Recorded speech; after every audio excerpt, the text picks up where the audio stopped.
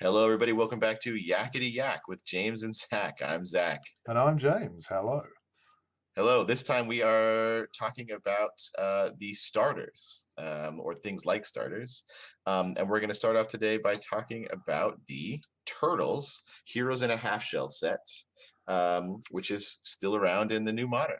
I'm gonna start off with the basic actions because at least I have something to say about those. Honestly, I have to say, I'm not a big Turtles fan, and I just refused to buy the set for the longest time. I was trying to get the basic actions as singles, and eventually I had to cave in because I couldn't, and so I had to buy the whole set. So I do have it, but I'm really more interested in the basic action. So we've got some reprints. We've got Haymaker at number one, which is a reprint of Anger Issues from Justice League, I think. Yep. Extremely useful. Gives a character +3 attack and overcrush and has a fist pump global, so that will, I'm sure, continue to be extremely useful. Ingenious tactics, prevent all combat damage to each of your attacking character die for 5. Not so much. Momentum is an interesting die. One of the first one costs. I think pizza was the very first, wasn't it, from the previous set? Yep. Momentum can lead to some excellent shenanigans. It says roll any number of dice from your prep area and place them in your reserve pool. And if you've got a double burst, not a single burst, remember, just a double burst, you can, before selecting which dice to roll, draw a die and place it in your prep area. So you can get some crazy things going on where you've got stuff in your prep area and then they get knocked out and then you play momentum and then you can roll them again. I'm thinking of Hush, but there's some good things you can do. I know Joe Vega did something fun with momentum and Beholder, but that could continue to be useful, I reckon. Chalkboard, I think, really made that really helpful because you could buy something and then momentum it right in. But chalkboard gone. Uh, Maybe, yeah, but still, I think it has No, fun. for sure. Mutation is a reprint of the old faithful polymorph.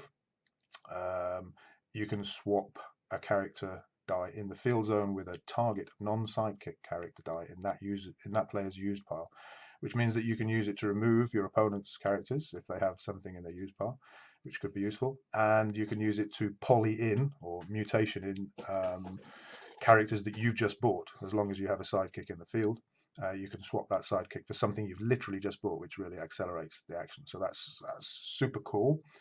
And the global, pay a mask and spin one of your character die down a level to spin another target character die up a level.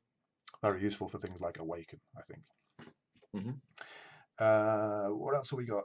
We've got Mysterious Shredder Transport. Each player must sacrifice one die. Not sure about that.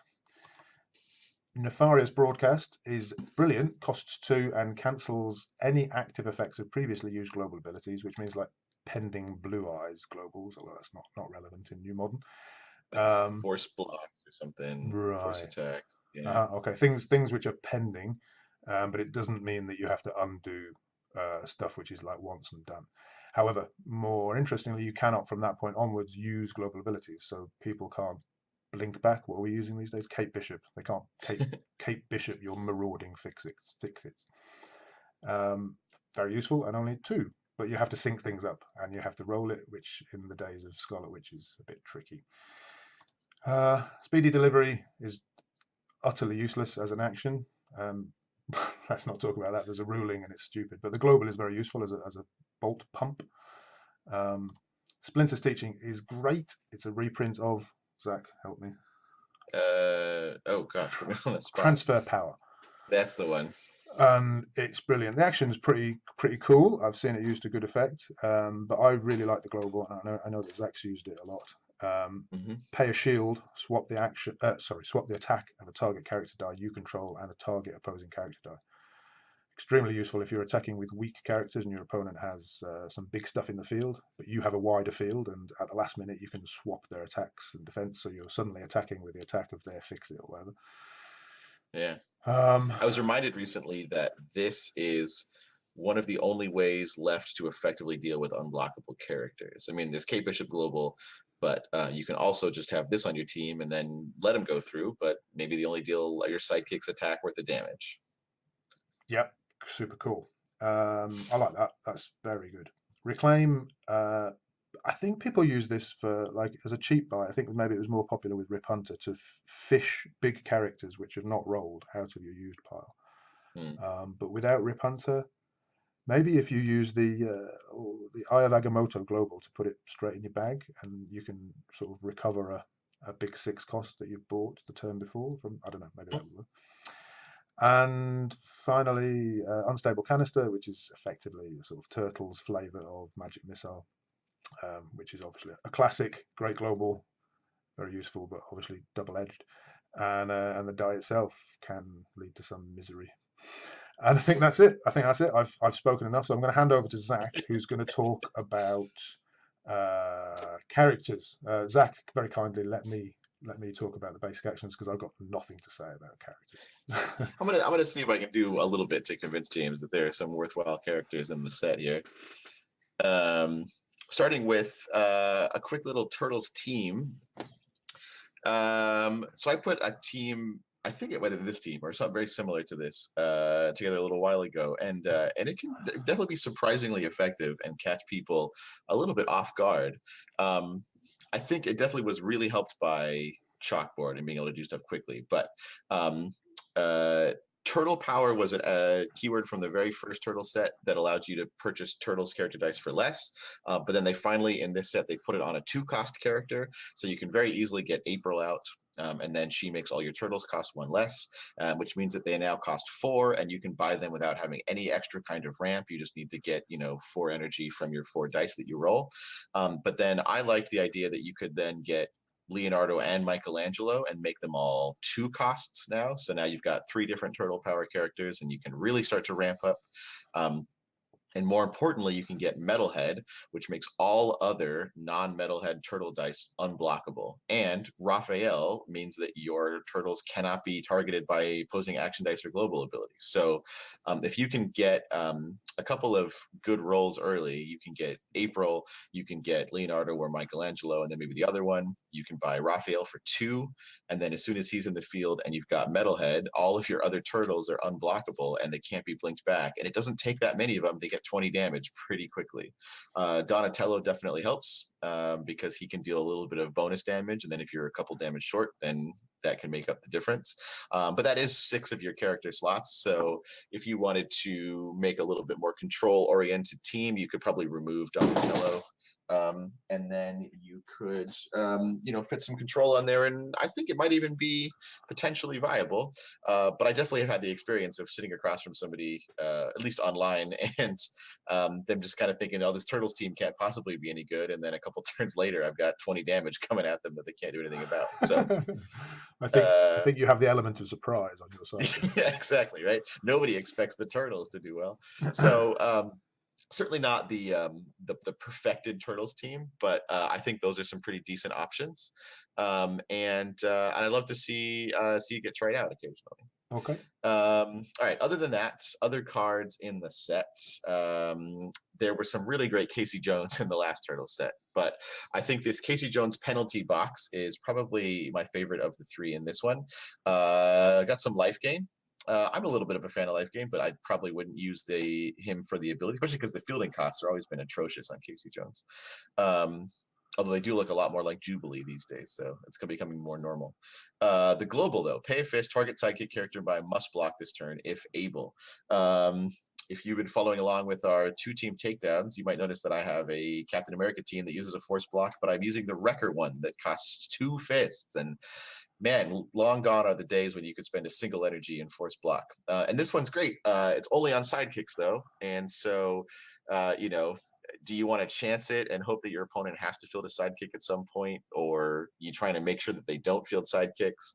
But being able to do that, potentially a pretty decent blockable ability if you wanted to, make sure that your giant overcrushing fix-it stays in the field next turn. But it only costs 1 energy, and it's the only force block that does that left in the game. Moving on to Foot Ninja. We don't have our giant ally Foot Ninja, but we do have Stick to the Shadows. Still an ally, still a sidekick, same stats as the previous one.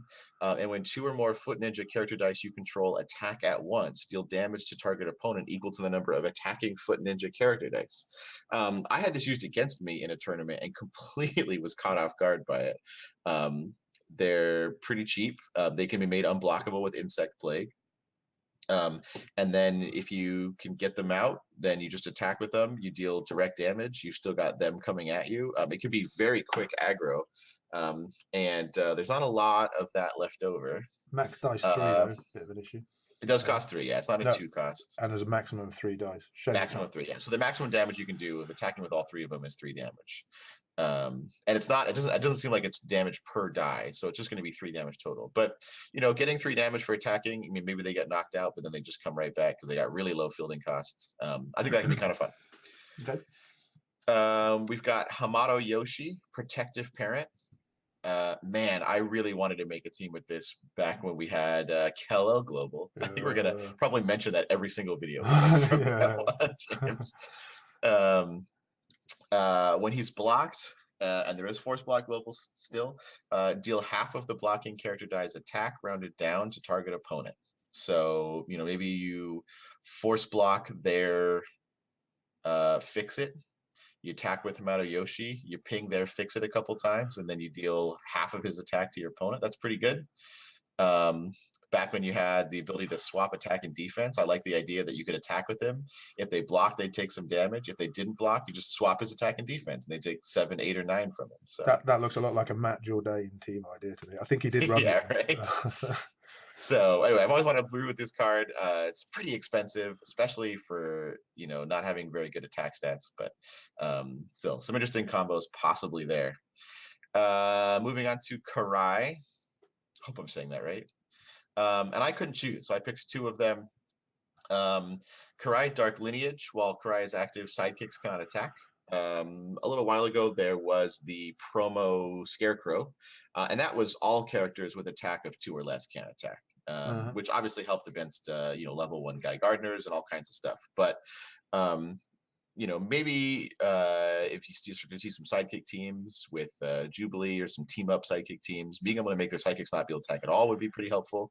Also, just every once in a while when you're they trying to sneak in that last little bit of damage to finish you off, but their sidekicks maybe can't attack. Thought it might be kind of interesting. I think the trouble with a lot of these is that I just can't, I mean, for fun, sure, okay, and turtles, if you like that kind of thing, that's fine. But competitively, I can't ever see me making space on a team for that. I mean, the ability's fine, but cost 4, it's just not good enough. No, I mean, it's a case for a lot. You have interesting stuff, but they're just maybe understated or overpriced. Yeah. The other Karai I think is interesting is the psychic buffer one.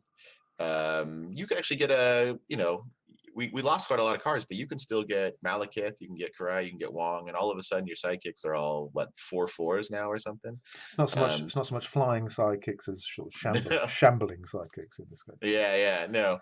Definitely the most. Well, she's the same cost as Malekith, but Malekith does also give the villain global, which is helpful, and he's got a little bit better defense stats. So, not the first choice, but still an option there.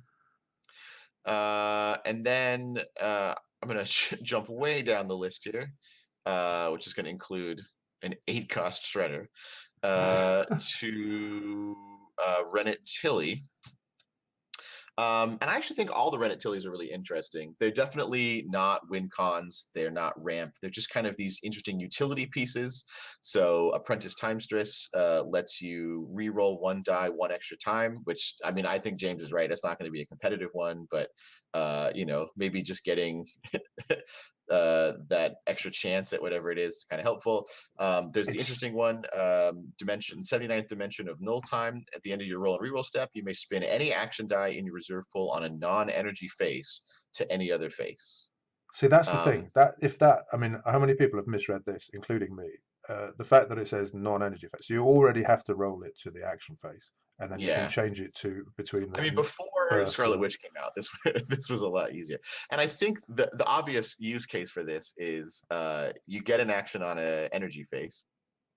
burst face, and then you always have double burst face as long as you can get the action in the first There was place. an argument for using it with cold gun, for example. That was, Yeah, yeah, and you needed cold gun to be on double R and a burst or double burst to do blanking. If you're using momentum, you really like to get that extra die from the double burst face. yeah, true. Misdirection has a great double burst ability, but in addition to that, if you get an action when you really didn't need it, you buy big entrance early, but now for the rest of the game you want it to come up as energy. Now you can guarantee that it comes up as energy. So um, I think that kind of interesting, but like I said, it's a utility piece.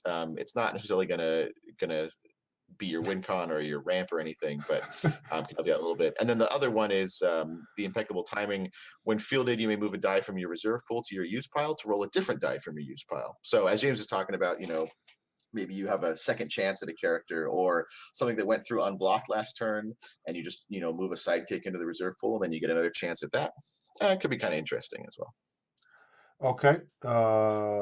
Yes. Yes. I think we're done. Are we? Yeah, We I got think any we're more? going to move on from the Turtles and go on to Iron Man War Machine, the Okay. first of the standalone starter Very much sets. more my style, if I could actually Yeah. say. Where are we? And I think we'll start with the basic actions again. There we go. Oh, you want basic actions? Okie dokie.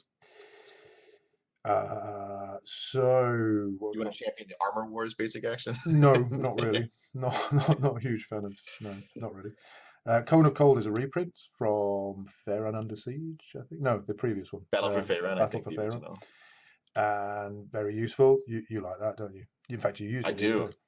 I mean, I'm a big fan of the pay fist for 2 attack as long as you've got something blocked. And if you have something with Overcrush, then you kind of want it to be blocked. And I've always used this. I used this on a long time ago with my Wolverine team, but I also like it with Captain America because he needs to be blocked anyway. So why not get 2 attack for the price of 1? And the action dice itself is also useful as removal. Mhm. Deal 1 damage to target character die, deal 2 damage to a different one, and 3 damage to another one. Fantastic. And the artwork is really cool. Yeah, yeah. Uh, I definitely like using this one more than I like using some of the other ones. Was the Mjolnir action from the Thor set? You can deal more damage, but as soon as a character is KO'd, it stops the chain. But with yeah. this one, you can KO 3 different characters if you pick the right defenses. hmm Hypervelocity seemed like it should be fun, but I've yet to see it. I've I yet to see think it at yet. 5 costs, it's just too hard to get to. Yeah. Let's move on to One Against Many. Very useful. It was really good on Ultraman teams, wasn't Oh yeah, it? not on the flavor that you were running, but No, that was the one Ultraman variant that I didn't really play, but it was really good with superhuman registration acts and sort of chaining and. Ugh. But anyway, we're talking about modern, so that's gone. Bye bye yeah, Ultra, it's a Betrayal Plus, but no double burst for Morph. and it costs 5. So without Yeah. morph possibility, maybe not so much. Smash has a very useful global for combating Overcrush. Pay a fist, Mhm. target blocked character die deals no combat damage this turn. That could really, what's the word? Rain on somebody's parade. Um, That's true. as for the action die itself, well, maybe KOing Yeah. target level 1 character die. But the good global, useful global. Surprise attack is on its 3rd reprint in Thor. This is its 2nd, and it's still rubbish, so we'll ignore that one. I mean, it seems like a thing you use to teach people how to use basic actions, and then they Uh, find that it's not particularly good. I mean, how many times do we need it? Okay, moving on to upgrade fortification was used for a short time against Ultraman because they had to use it, and then they had to lose 2 life because Yeah. they didn't have any shield characters unless they brought Flesh Golem. But yeah, not that useful. Maybe generally. How much Iron Will is left in the new meta? Not a lot, to I, be I honest. I think there's one promo. I think the promo Colossus is the only thing that has Iron Will. Iron Will, if you don't know, means that a character has to take damage twice basically to be knocked out. Is that fair description? Yeah, yeah, I think the problem with this is that you really don't need Iron Will on your turn. It feels like it should be more important to get it on your opponent's turn, and there's no way to use this on your opponent's turn. Maybe you could give it to your opponent's character. Just I don't know. But Okay. yeah, okay. Proton Cannon, more useful, is a nice sort of cheap overcrush, a bit like Hulk Out used to be, except there's no double burst to give you +1 or single burst. Mhm. And if it's not a fist character you're applying it to, it gets knocked out at the end of the turn. Still, it's 2 and it's useful. But you're I mean, a obviously lot of the big bruiser characters are fists, and it's half the price of Haymaker. And I think those two are the only ways to give Overcrush left in Modern. yep. Um, upgrade Smokescreen.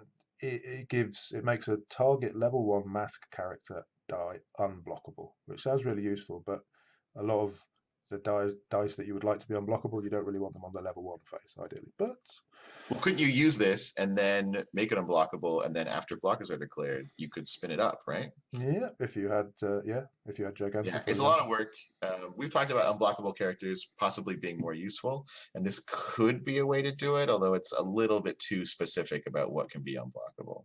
Yeah, it is masks as well, which tend not to have the highest attack. But you're right about the Giganta, for example. Yep, that would be cool. Hmm. And finally, upgrade Unibeam. Fast is cool. I never use it, but it's cool. Yeah, Right. there's not a lot of things that have fast, especially now. Um, Tar- and it's interesting. We're going to talk about one in a minute.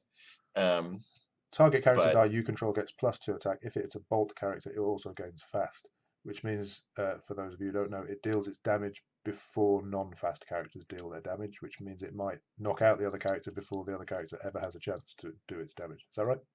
yeah, So we'll come to fast again in a minute when we look at the characters. Shall we move on? yeah. Starting up at the top, we've got Howard Stark. And all the Howard Starks are allies, but I think James and I are both pretty good fans of Expert Businessman. A 3 cost, not the 2 cost, sadly, but at the start of your turn, you can sacrifice the character, and if you do, other character dice you control get +2 attack. Seems like the kind of thing you could use to set up kind of that one big final push. And he's got the Agents of S.H.I.E.L.D. affiliation, so we definitely used to use him on team up teams because Agents of S.H.I.E.L.D. wasn't a particularly popular one. You could get that extra one there, and if you get 2 of them in the field, then you could leave one in the field for team up and then sacrifice one to give everything else +2 attack. Well, it seems like it should have been good. I never managed to. There always seemed to be something that did the same thing, but better. Like Team Up itself actually sort of has the same effect. Hmm. Definitely has potential, and maybe more than it used to in the new meta. Yeah. Yeah. The only real downside is that it has to be the start of your turn before you fielded any characters, and so that already everything else to already be in the field that you want to buff. But yeah, it's definitely got some there. I think Uh, we're going to probably speed reasonably quickly through the characters because a lot of them are sort of Iron Man team specific and yeah. quite good on a Iron Man team if you want to do that kind of thing, but competitively not so good. So what's next Yeah. then? I just wanted to give a shout out to Hulkbuster Iron Man. Bustin makes me feel good because I think it deserved an honorable mention in the Ministry of Dice best euphemism category, but they somehow overlooked that one. I didn't even But moving, realize that that was a euphemism until Zach told me the other maybe day. it's an American thing. All right. Waldos, Um, James and I were arguing about too this cool for one, but words. I'm still going to make a case for Iron Spider. Too cool for words. First of all, shout out for using the Iceman subtitle. And then when fielded, deal 2 damage to target character die for each different active Iron Man or Spider friend character die you control. Just for fielding this character, you get to deal 2 damage to a character. There are not any particularly other good Iron Man affiliated characters, but there are a couple of Spider-Man characters you might consider using, Madam Web or something else, and so possibly it's some decent removal. And there's not a lot of that left, but probably not a super good one. But if you have a lot in the field, the question was whether it can deal its. If you have, for example, 3 Iron Man or Spider Man characters in the field, it will deal 6 damage. And my question was whether that had to be limited to 1 die, because it says to Oh target yeah, character die, or whether you could do 2 to each of 3 dice, for example. Um, yeah, and it is character die, not character, so you could just do it with multiple Iron Spiders, although they're kind of expensive and have high fielding costs. anyway, Um, yeah, if they can do to multiple dice though, that could be some pretty interesting that's actually removal. really strong. A guy called Miro played an Iron Man team against me the other day. If you play it that way, if you play it that you can deal it to multiple dice, that's a really good board clip. Yeah, so we'll have to see how they rule that one. Jarvis, I imagine. Jarvis, the 3 cost on the Sam Spot team from Canada that we did the other day. Brilliant, absolutely brilliant. When fielded, deal X damage to target character die, where X is the number of character dice you fielded this turn. As I mentioned then, normally that's not that much damage, but on that particular team, check out the video. It could be loads. It could be loads, and he's got 0 fielding costs on all faces, and he's got a Hoover on his die. Yeah. Yeah, I'm a big fan of just the color and the symbol on Jarvis's die. Um, I have been using the Jarvis Chief of Staff. If you saw the first round 2-team takedown video against Zane that went up a couple days ago, you'll see that I had a pretty interesting combo based on the fact that he is, I think, the only 5-cost ally. Probably do some research on this, but I'm pretty confident he's the only 5-cost ally in the game. I think so. And so I was using some nowhere shenanigans, and check out that video if you want to see more with that. I think we should. Also, you get to gain life. Yeah. Do we want to talk about rescue? I do like Rescue Resilient has Suit Up, and I think Suit Up was an interesting mechanic. Um, and the nice thing about Rescue Resilient is that she can suit up herself, so you don't need any other characters.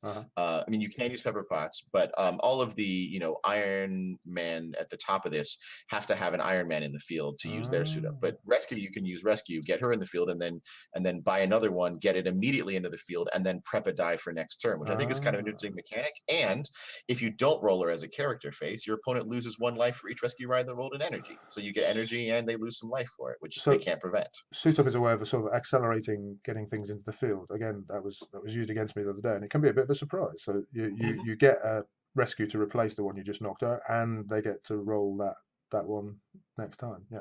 Yeah, okay, fair enough. The other rescue, Mark 1616, is a 2-cost and has pretty decent stats, although weirdly is a max 2 die. Yeah, that is weird. Okay, let's move on to Roby. Yeah. This is the one. This is the card, surely, from the entire set. He's brilliant. I want to see him played more in the new meta. He's got fast, which we mentioned earlier. So he deals his combat damage before any blocking characters deal theirs.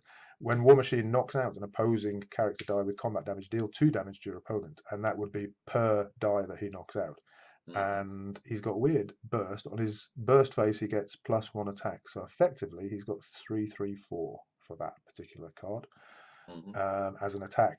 And you could pump him up with a Cone of Cold global that we mentioned earlier if he's being blocked. So if you manage to make several low defense characters block him, pump him with Cone of Cold, and he can knock all of those characters out, he will do 2 damage directly to your opponent for each one that is knocked out, which is pretty strong in itself. It used to be great, or at least great in theory, with a giant spider uncommon that makes from Fair and Under Siege, that when it attacks, all opposing psychic dice have to block it, and then misdirect in a War Machine for the giant spider, and hope that your opponent had about 5 psychics in the field. Pump it, knock all those psychics out, and do 2 damage for each of them to your opponent, which would be 10. And you can do something similar with Madame Web, who everybody has to block it when you pay 2, the rare Madame Web.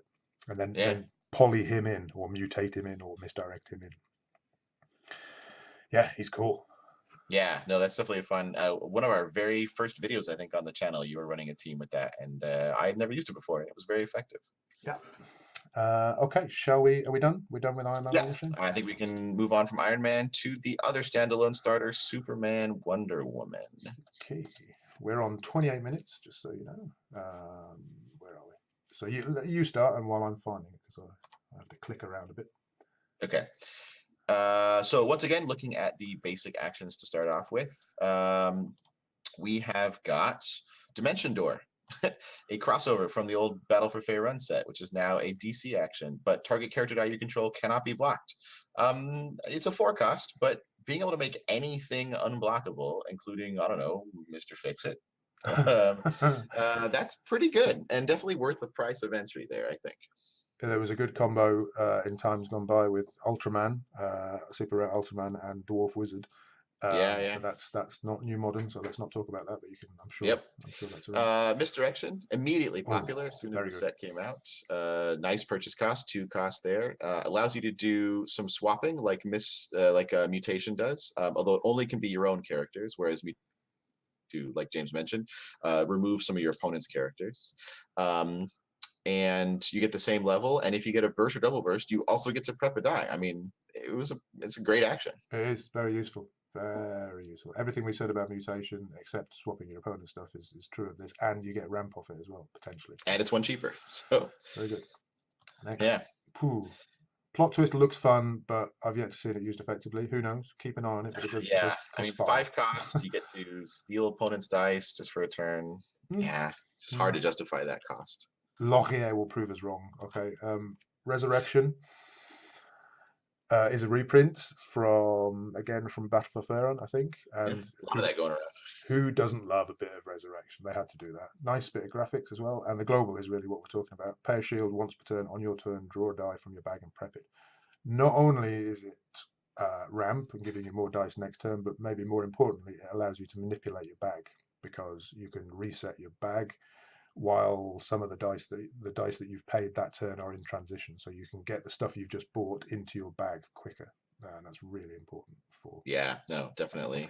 Without chalkboard, that is probably the most effective way to get your first turn buy into the field as quickly as possible.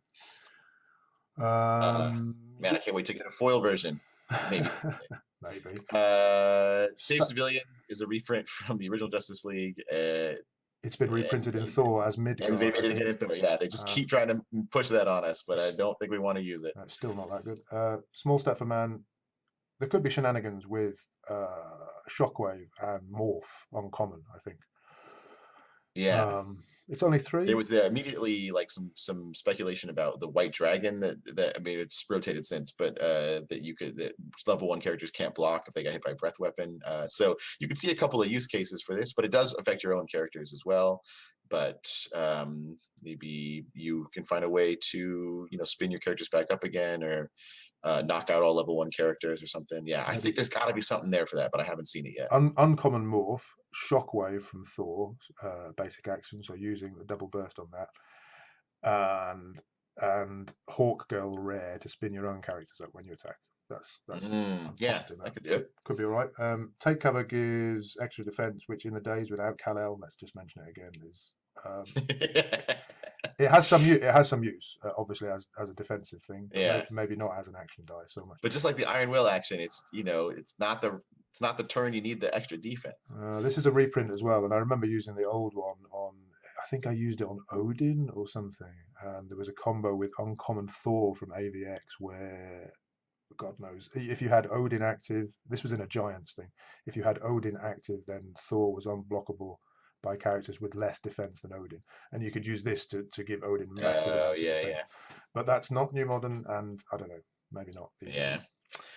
If you have been a fan of this channel for any amount of time, you have probably heard us talk about the team up basic action because James and I were immediately enamored by this card when it came out. Smitten.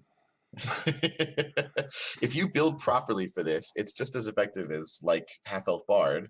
All of your characters can just get huge buffs, and the nice thing about it is that your opponent can buy it, but if they don't build their team, in the same way that you do, they might not get very much out of it.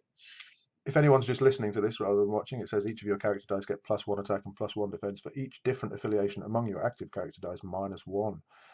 So you can build great teams with lots of, like, deliberately putting one of each different affiliation on. So you can have like a monster, your common Yanti, for example, which becomes unblockable when you use an action die. And then, I don't know, a shield character and a villain character.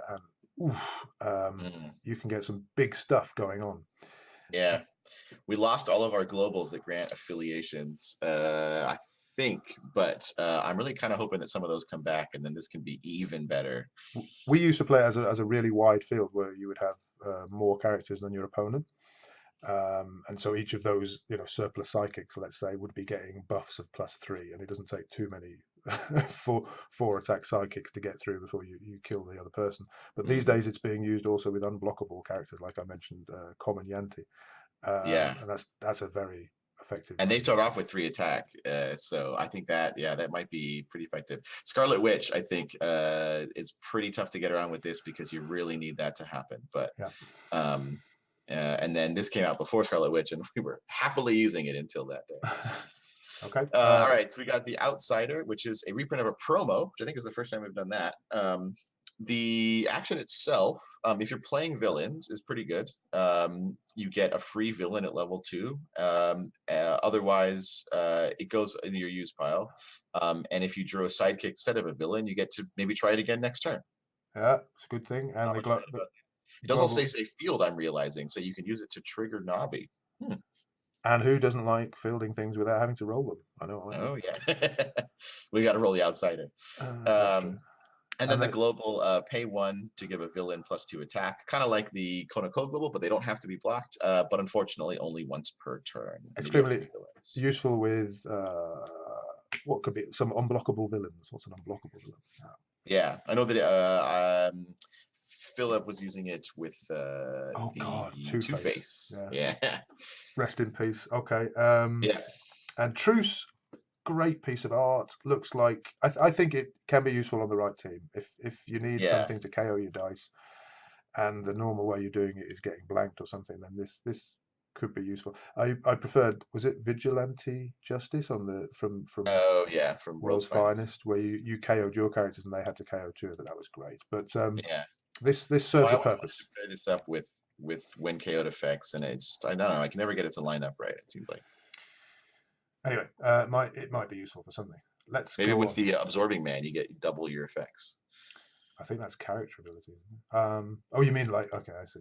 If you had something which needed knocking out. Yeah, yeah. Okay. Anyway, let's All go right, on. so moving on to the characters. I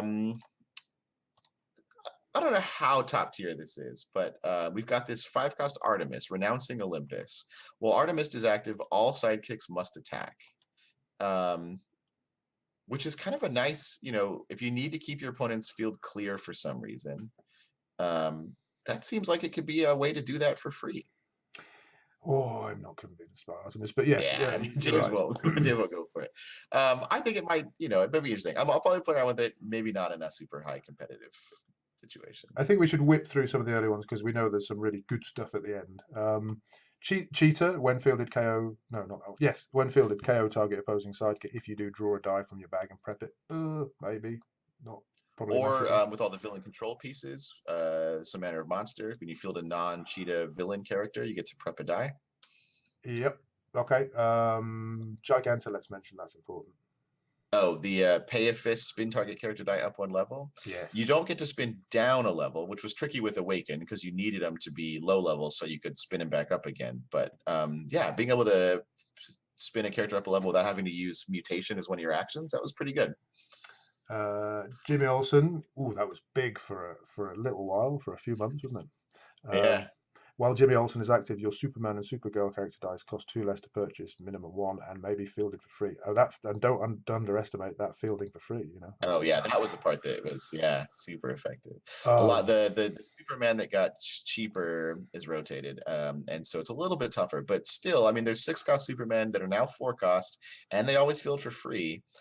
also It's not as viable as it used to be, but it's Rip, still there. Rip Hunters has gone also, so it's not quite as fast as it used to be. But you Yeah. can you can get cheap 6-cost characters in the field, and then maybe you can nowhere them into something brutal like what's brutal and still super modern.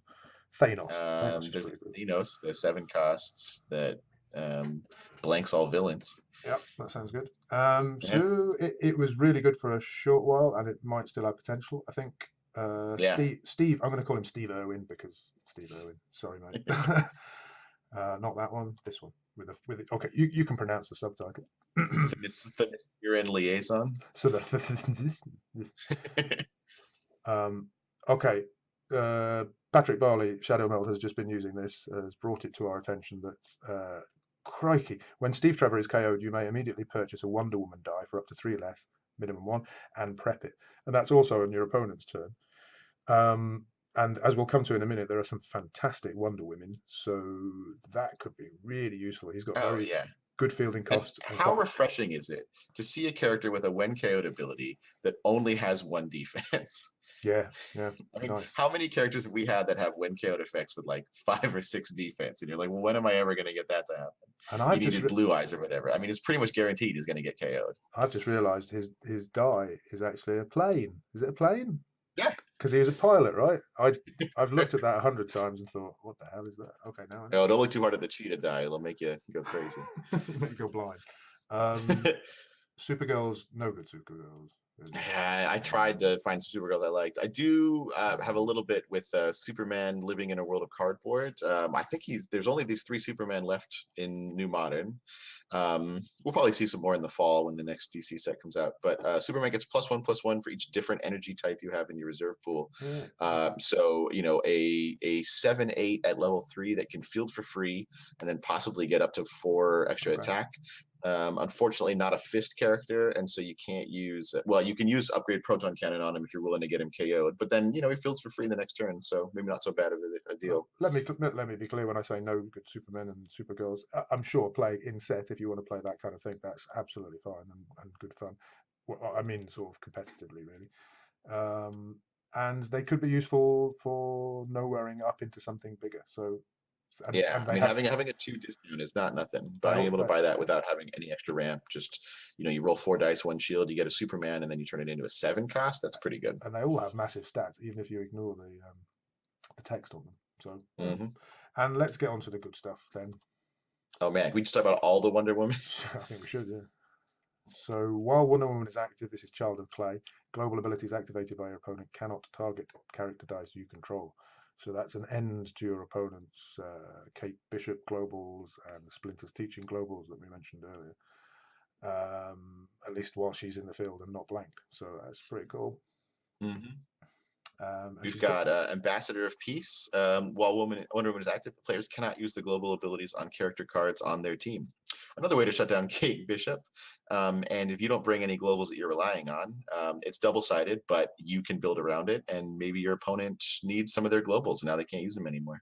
I like that, and thematic too, Ambassador of Peace and all. Hmm. And this is what Patrick was using. While Wonder Woman is active, this is Reflections. When fielded and when attacks abilities are ignored. That is massive. Oh yeah, Because a lot of abilities these days in the new modern meta are when fielded, and there are some nasty when attacks ones. When attacks would be stuff like Red Hood is when attacks, I think. Wait, Red is when attacks. Uncommon Morph is when attacks. Uh-huh. And when fielded, we have all of the nasty stuff like Firefly and Nobby, Super But Rare, also Zoom Shriek Boom, and Blob and all the and blanking stuff as well. So yeah. that's super powerful. She's got a really chunky arse, which is extremely Well, not a level 1. not a level one, but I mean compared to Madame Mask, which costs one less from Guardians of the Galaxy. She costs 4. She's also a mask, presumably, and she just stops when fielded abilities. But she has a defense of I think 2, 3, 4 maybe, and 357 is a lot more than that. You have to pay Yeah. one more, but you also stop when attacks abilities, and she's much harder to get out of the field. She's not. I mean, Yeah, I pinged it's one out, it's but weird because the Child of Clay Wonder Woman is also really similar to a different Madame Mask that does the same thing. mm, And so in that case, and they're the same cost at that point. I think Wonder Woman's fielding costs are a little bit worse, but if you're using Steve Trevor to buy her for 1, can't gosh. really complain about that too And much. Wonder Woman's not a villain, so all of the villain hate which exists, like Danger Room Yeah, that's Rare, for true. Yeah. example, that's So not gonna wash. yeah, based on what you think you're going to go up against, one of them is definitely going to be the preferred option. So I think I'll leave the screen on her. That's a good one to finish with. Um, Yeah. so I think that's it, isn't it? Thank you very Yeah, much, I mean Zach. that's 30 of the 50 actions available in New Modern, and the 3 starters that were standalone. Let us know what you think of the cards that we picked, and whether you think that you're going to be building around with any of them. And we hope you enjoyed. We'll see you next time. Bye bye.